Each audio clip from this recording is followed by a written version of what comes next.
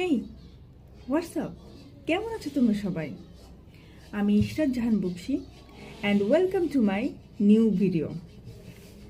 আজকে আমরা আরেকটা মজার বিষয় নিয়ে এসেছি, প্যালিন্ড্রম। তোমাদের কি কোনো ধারণা আছে প্যালিন্ড্রম সংখ্যা কি? প্যালিন্ড্রম হচ্ছে একটা ইন্টেজার, মানে একটা পূর্ণ সংখ্যা যার ডিজিটগুলো তুমি লেফট থেকে রাইটে অথবা রাইট থেকে লেফটে যাই দেখো অলওয়েজ সেম হবে।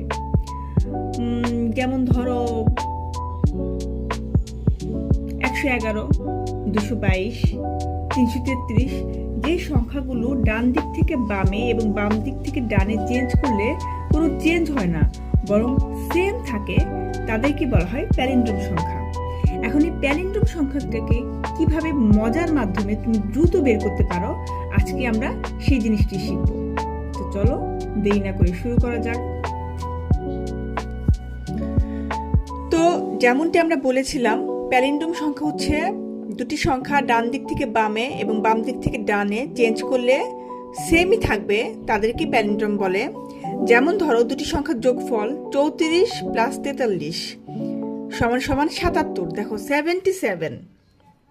এখানে লেফট থেকে রাইট এবং রাইট থেকে লেফটে সংখ্যা দুটি এক্সচেঞ্জ করলে সেমই আসছে।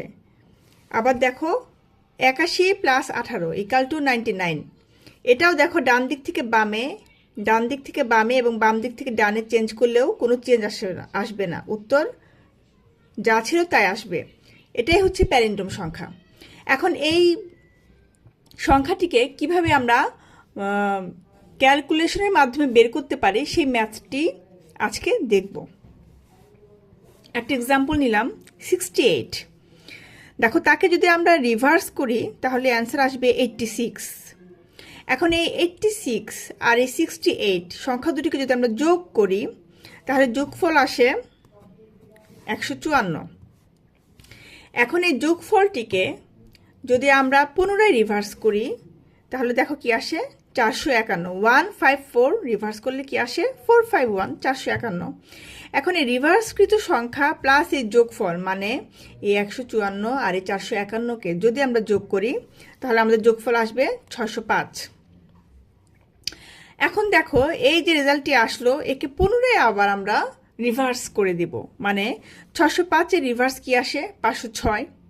এখন আবার এই রিভার্স করা সংখ্যাটি আর এই 605 এই দুজনকে যদি আমরা যোগ করি তবে আমাদের রেজাল্ট আসবে 1111।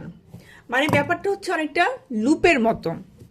তুমি একটা সংখ্যা নিবে, তার রিভার্স করবে, রিভার্স করা সংখ্যাটির সাথে ওই সংখ্যাটিকে যোগ করার পরে যে সংখ্যাটি আসবে সেটা যদি প্যালিন্ড্রম না হয় তাহলে তুমি একই পদ্ধতি পুনরায় অ্যাপ্লাই করবে, অনেকটা লুপের মতো।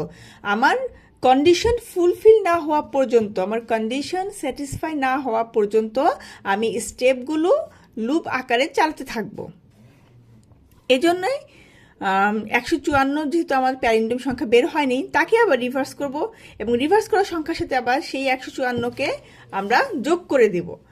এভাবে যোগ করতে করতে যখন দেখা যাবে যে দুইটি সংখ্যার যোগফল প্যালিন্ড্রম হয়ে গেছে তখন আমরা বুঝতে পারবো যে আমাদের সংখ্যাটি প্যালিন্ড্রম। আশা করি তোমাদের কনসেপ্ট কিছুটা হলেও আমি ক্লিয়ার করতে পেরেছি। তোমাদের যদি কোনো কোয়েরি থাকে তবে তোমরা feel free to ask me. তোমরা আমাকে ধারণা দিতে পারো বা আইডিয়া দিতে পারো যে কী ধরনের জিনিস নিয়ে আসলে তোমাদের আরও ভালো লাগবে। আর তাছাড়া এরকম মজার মজার ইউজফুল ট্রিক জানতে আমার ভিডিওটি লাইক কমেন্ট করো এবং সাবস্ক্রাইব করতে ভুলো না। দেন সে পর্যন্ত বাই। সো তোমাদের যদি আমার ভিডিওটি ভালো লেগে থাকে তবে অবশ্যই লাইক এবং কমেন্ট করতে ভুলবে না, আর অবশ্যই আমার চ্যানেলটি সাবস্ক্রাইব করে দাও, যেহেতু আমার চ্যানেলটি নতুন অ্যান্ড তোমাদের সহযোগিতায় আমার চ্যানেলকে গ্রো করতে সহায়তা করবে। তবে দেখা হবে আগামী মজার কোনো ভিডিওতে, সে পর্যন্ত আল্লাহ হাফেজ।